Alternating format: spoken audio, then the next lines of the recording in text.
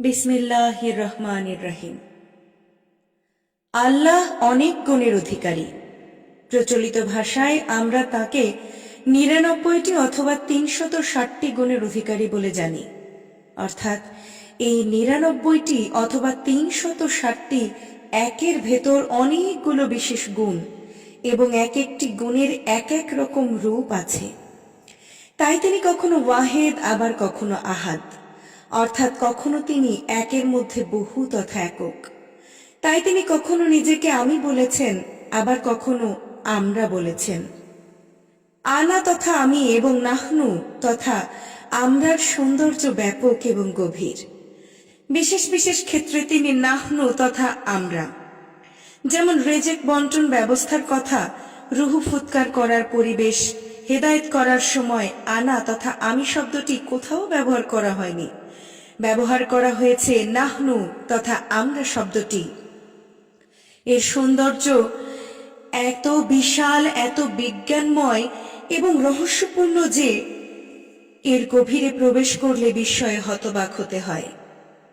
আত্মতত্ত্ব জানলেই আত্মজ্ঞ হওয়া যায় না। ঔষধের নাম তালিকা পাঠ করলেই রোগের লক্ষণ ধরা যায় না। রোগের লক্ষণ ধরতে হলে ভিন্ন পন্থা অবলম্বন করতে হবে। তাই লা ইলাহা ইল্লাল্লাহু, তিনি ছাড়া কিছুই নেই, মুখে পড়তে বলা হয়নি, কারণ মুখের স্বীকৃতির কোনো মূল্যই নেই যদি কর্মে উহা প্রয়োগ না করা হয়। যেমন শয়তানের ধোঁকাবাজি হতে আশ্রয় চাইছি বললেই শয়তান তাকে মোটেই ছেড়ে দেবে না এবং শয়তানের ধোঁকাবাজি হতে মুক্তিও পাবে না, যে পর্যন্ত না কর্মের মাধ্যমে শয়তানকে বিদূরিত করতে পারবে। মুখের হাজার কথায়ও শয়তান চলে যায় বললে হাস্যকরই শোনায়, কারণ মুখের কথায় শয়তান চলে যেতে পারে না যতক্ষণ না একাগ্র আল্লাহ সাধন পদ্ধতির ফর্মুলায় ফেলে সাধন সিদ্ধি লাভ না করা হয়। মৌখিক স্বীকৃতি তিনি গ্রহণ করেন না, বরং অন্তরের স্বীকৃতিটাই তিনি দেখে থাকেন এবং গ্রহণ করেন। আল্লাহ আমাদের কথা, চেহারা এবং আমল দেখেন না, তিনি দেখে থাকেন আমাদের নিয়ত, অর্থাৎ অন্তরের স্বীকৃতি, এবং তা একনিষ্ঠ সাধনায় ব্রত কিনা তা তিনি ভালো করে জানেন। তিনি বুঝতে পারেন যে আমাদের নিয়ত রূপ সাধনার হাতের তলায় কামনার ইট লুকিয়ে আছে কিনা। বিচারক এখানে আমার আমি নই, তাতে যত সাধনাই করি না কেন, বিচারক তিনিই বিচার করে যখন দেখতে পারেন যে আমার নিয়ত একদম তার দিকে ছাড়া আর কোথাও নেই, সেদিনই তিনি রহিম রূপে বিশেষ দান করবেন তার পরিচয়ের গুপ্ত রহস্য, রহমান রূপে নয়। কারণ রহমান রূপে যে দান উহা সাধারণ দান, রহিম রূপে দান আমিত্বের বর্জন পূর্বক দান। তাই তিনি গফুরুর রহিম, গফুরুর রহমান নন। রহিম রূপী দানপ্রাপ্ত হলেই আল্লাহর আহাদ রূপের সম্যক জ্ঞান হয় এবং তখনই সে তৌহিদে বাস করেন এবং আইনুল ইয়াকিন তথা প্রত্যক্ষ দর্শন হয়ে যায়।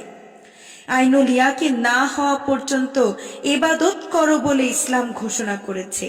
ইসলাম কি অপূর্ব সুন্দর রূপে আহ্বান করছে, হে অদৃশ্যে ঈমান আনার লোকেরা, তোমরা ঈমান আনো, অর্থাৎ মৌখিক বিল গায়েবে তথা অদৃশ্যে ঈমান আনার দল, এখন তোমরা আইনুল ইয়াকিনের দিকে এগিয়ে যাও তথা প্রত্যক্ষ জ্ঞান অর্জন করো। যারা ঈমান অদৃশ্যে এনেছে তাদেরকেই ঈমান আনতে বলা হয়েছে। তাহলে ঈমানকে মোটামুটি দুটো ভাগে ভাগ করে নেওয়া যায়, একটি মৌখিক ঈমান, অপরটি প্রত্যক্ষ ঈমান। প্রথমটির যে কোনো মুহূর্তে হারিয়ে যাবার সম্ভাবনা আছে, আর দ্বিতীয়টির হারিয়ে যাবার আর কোনো প্রশ্নই উঠতে পারে না, যেহেতু প্রত্যক্ষ জ্ঞান তথা হাক্কুল ইয়াকিন তার হয়ে গেছে। তাই ইসলাম ঘোষণা করেছে ইবাদত সেই পর্যন্ত করো যে পর্যন্ত না আইনুল ইয়াকিন হয়, অর্থাৎ আইনুল ইয়াকিন হবার পর ইবাদতেরও শেষ হয়ে যাওয়া বোঝায়। কারণ মৌখিক ঈমানের কোনো দৃঢ় ভিত্তি নেই। মৌখিক ঈমান হলো সদচঞ্চল গতিসম্পন্ন। এই ঈমান কথায় কথায় ভেঙে যাবার সম্ভাবনা থাকে। এই ঈমান বিভিন্নতার মধ্যে ছোটাছুটি করতে ভালোবাসে।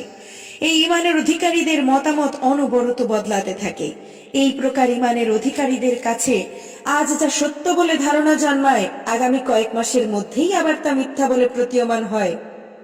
কারণ মৌখিক ইমানের এক কথায় কোনো স্থিরতাই নেই, কিন্তু আইনুল ইয়াকিন তথা প্রত্যক্ষ জ্ঞান অর্জন করলেই আর কোনো প্রকার চঞ্চলতা, অস্থিরতা এবং সন্দেহ প্রকাশ পাবে না।